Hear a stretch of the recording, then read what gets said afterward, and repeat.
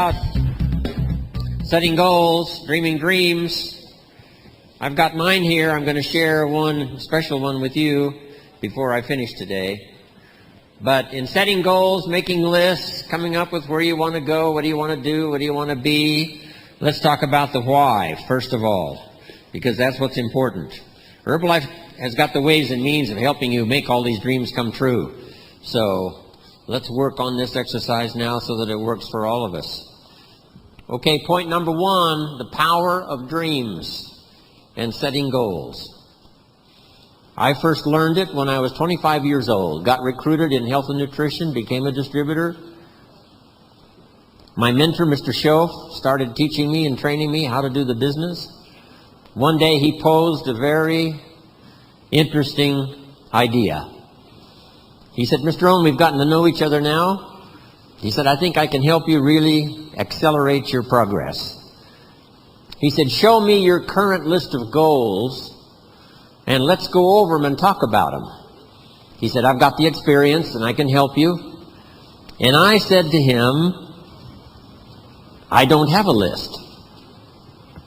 He said, wow, I'm 25 years old. I've been working 6 years. I'm now recruited in health and nutrition and I don't have a list of my goals.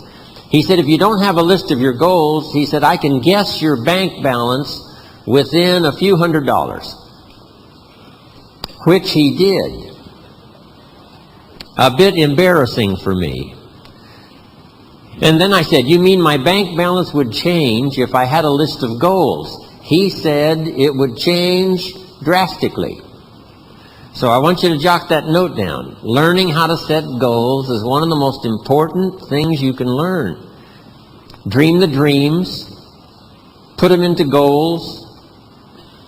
Things you wish to accomplish, especially now that you've been inspired all of this time so far in your Herbalife career.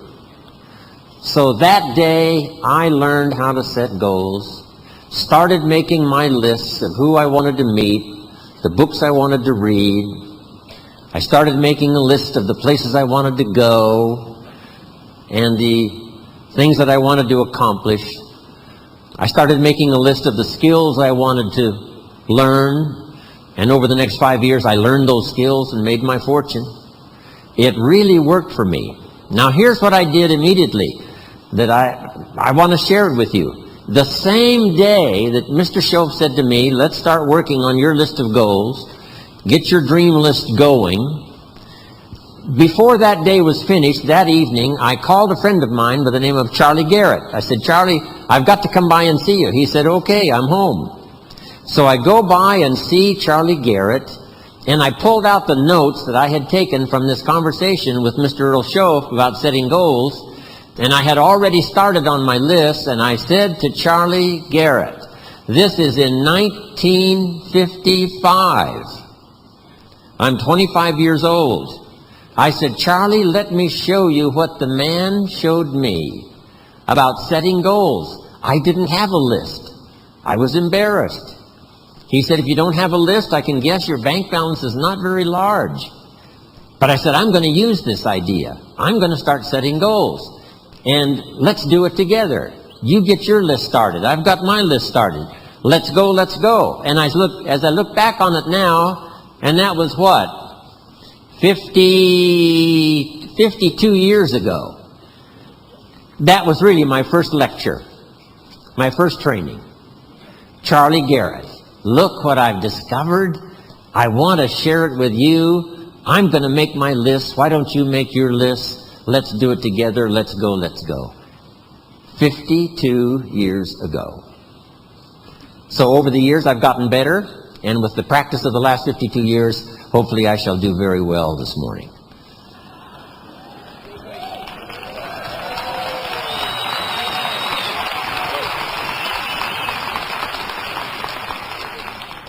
So here's the note on that now. Not only set your own goals and dream your own dreams and start making these lists, but learn to teach it.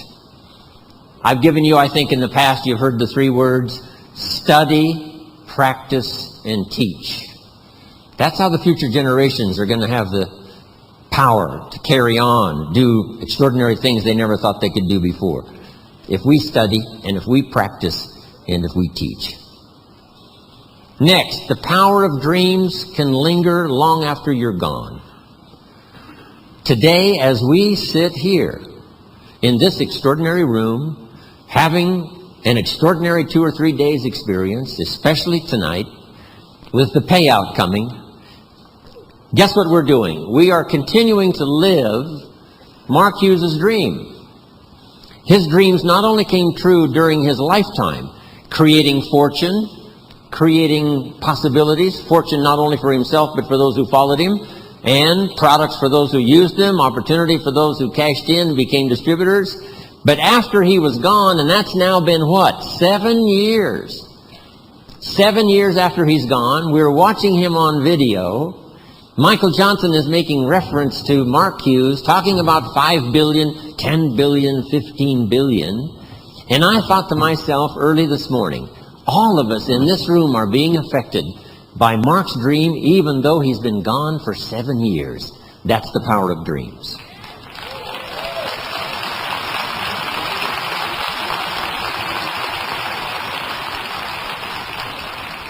Imagine a dream that has that much power, that reaches people. And this is only going to multiply Mark's influence that started during those years, 20 years he ran the company, and now continuing with Michael on into the future. So dreams have the power of reaching into the future. It's a chance for a bit of immortality. What you accomplish and then what you leave behind. A chance for a bit of immortality. When my first book was finished, I said to myself, what if, maybe it is certainly possible that even after I'm gone, this book, it was called The Seasons of Life, and I had this vision, after I was gone, somebody up in an attic somewhere searching through an old box, and they find these books, and they blow off the dust, and there is one of my books called Seasons of Life by Jim Rohn. Now I'm gone, right? But a person now reads this book and says, wow, these are good ideas. I'm going to use them to change my life. Now, not only does that perhaps happen, they may use my book as an instruction guide for passing it on to somebody else. Immortality for Jim Rohn. Something lingering on. It's unbelievable.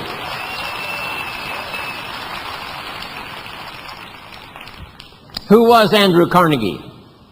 This extraordinary man who said, here's my dream. I'm going to spend the first half of my life earning and accumulating money. And I'm going to spend the last half of my life giving it all away. He got so inspired with that goal that way back in the 30s, he earned and accumulated $400 million. Who knows in today's money what it would be? Billions. The first half of his life, he accumulated and earned $400 million. Guess what he did?